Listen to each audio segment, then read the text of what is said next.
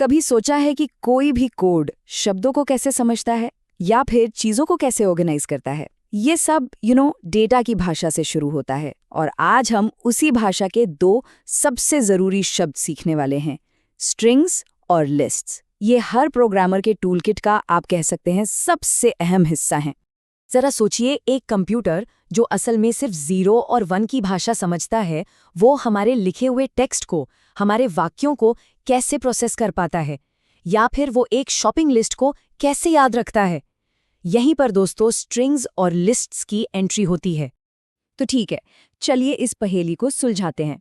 इसका जवाब पाइथन के बहुत ही फंडामेंटल बिल्डिंग ब्लॉक्स में छिपा है।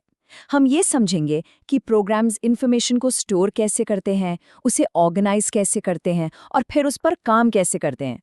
यही वो नींव है जिस पर हर बड़ा और कम्प्लेक्स प्रोग्राम बनता है। चलिए अपने पहले बिल्डिंग ब्लॉक से शुरू करते हैं, स्ट्रिंग्स। अब चाहे वो किसी का नाम हो, कोई ईमेल हो या फिर एक पूरा का पूरा पैराग्राफ, प्रोग्रामिंग में टेक्स्ट को संभालने की बुनियाद स्ट्रिंग्स ही हैं। ये डिजिटल दुनिया में कह सकते हैं हमारे शब्दों को जान देते हैं। तो ये स्ट्रिंग असल में है क्या? बहुत आसान शब्दों में ये बस अक्षरों का एक सीक्वेंस है, जैसे कोई शब्द या वाक्य जिसे कोट्स के अंदर रखा जाता है। लेकिन इस स्लाइड की सबसे दिलचस्प बात पता है क्या है? ये शब्द इम्यूटेबल यानी अपरिवर्तनीय। इसका मतलब है कि एक बार आपने कोई स्ट्रिंग बना दी तो आप उसे बदल नहीं सकते। ये बिल्कुल पत्थर पर तराशी गई लिखावट की तरह है, पक्की। और स्ट्रिंग बनाना तो बच्चों का खेल है। बस किसी भी टेक्स्ट को कोट्स के अंदर रखिए और उसे एक वेरिएबल में डाल दीजिए, बस हो गया, आपकी स्ट्रिंग तैयार है। ठीक है, हमारे पास अब एक स्ट्रिंग है, लेकिन कोई भी शब्द तो अक्षरों से ही बनता है ना? तो सवाल यह है कि हम उस स्ट्रिंग के अंदर किसी एक अकेले अक्षर तक कैसे पहुंच सकते हैं। इसके लिए पाइथन एक चीज इस्तेमाल करता है जिसे जीरो बेस्ड इंडेक्सिंग कहते हैं। सुनने में ये थोड़ा टेक्निकल लग सकता है, पर इसका मतलब बस इतना है कि गिनती 1 से नहीं बल्कि 0 से शुरू होती है। तो पहला कैरेक्टर पाने के लिए 0 का इस्तेमाल होता है, और एक कमाल की ट्रिक, -1 लिखने से हमेशा आखिरी कैरेक्टर मिल जाता है। अच्छा, एक अक्षर निकालना तो ठीक है, पर अगर हमें किसी वाक्य से एक पूरा शब्द निकालना हो तो, मतलब स्ट्रिंग का एक टुकड़ा चाहिए हो तो? इसके लिए पाइथन हमें एक बहुत ही पावरफुल टूल देता है जिसे कहते हैं स्लाइसिंग। इसका सिंटैक्स कुछ ऐसा दिखता है, स्टार्ट :एंड :स्टेप। चलिए देखते हैं ये काम कैसे करता है। मान लीजिए हमें पहले 2 कैरेक्टर्स चाहिए, तो हम लिखेंगे S02। अब यहाँ ध्यान देने वाली बात यह है कि ये इंडेक्स 0 से शुरू तो होता है, लेकिन इंडेक्स 2 से ठीक पहले रुक जाता है। तो हमें 0 और 1 पोजीशन वाले कैरेक्टर्स मिलते हैं। और अगर हमें तीसरे कैरेक्टर से लेकर आखिर तक सब कुछ चाहिए तो बहुत आसान है, हम बस एंड वाली जगह को खाली छोड़ देते हैं, जैसे S²2:। पाइथन अपने आप समझ जाता है कि इसका मतलब है आखिर तक जाओ। कितना सिंपल है ना? और ये एक बहुत ही शानदार ट्रिक है। अगर किसी स्ट्रिंग को पूरा का पूरा उलटना है तो बस S*RV1 का इस्तेमाल किया जा सकता है। ये पाइथन को बताता है कि शुरू से आखिर तक जाओ, लेकिन -1 के स्टेप में, यानी उल्टे चलो। ये एक बहुत ही काम का शॉर्टकट है जिसे प्रोग्रामर्स बहुत पसंद करते हैं। कई बार हमें वेरिएबल्स को टेक्स्ट के साथ मिलाना पड़ता है, इसे स्ट्रिंग फॉर्मेटिंग कहते हैं। देखिए, एक पुराना तरीका है डॉट फॉर्मेट मेथड, जो प्लेस होल्डर्स के तौर पर कर्ली ब्रेसेस का इस्तेमाल करता है। लेकिन पाइथन 3.6 के बाद से हमारे पास है एफ स्ट्रिंग्स। बस स्ट्रिंग से पहले एक एफ लगाइए और वेरिएबल को सीधे कर्ली ब्रेसेस के अंदर रख दीजिए।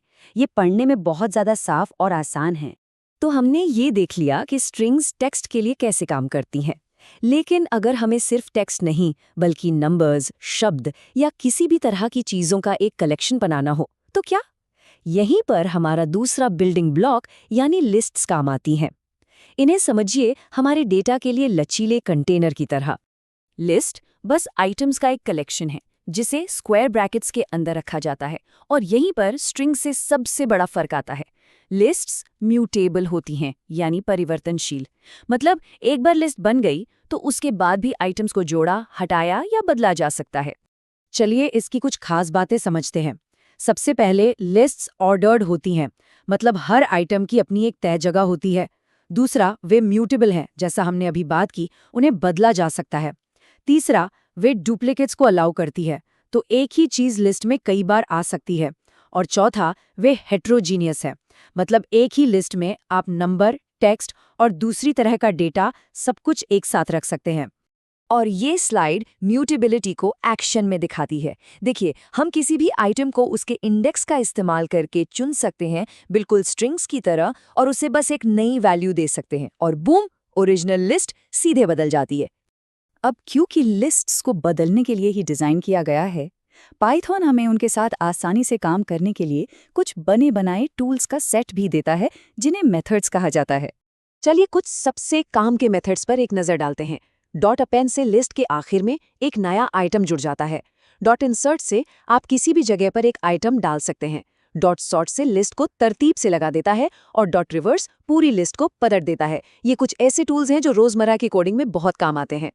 ठीक है, तो अब हमने स्ट्रिंग्स और लिस्ट्स दोनों को समझ लिया है, तो अब सबसे बड़ा सवाल ये है, कब किसका इस्तेमाल करना है। ये कुछ वैसा ही है जैसे सही काम के लिए सही औजार चुनना, और ये फर्क जानना बहुत बहुत ज़रूरी है।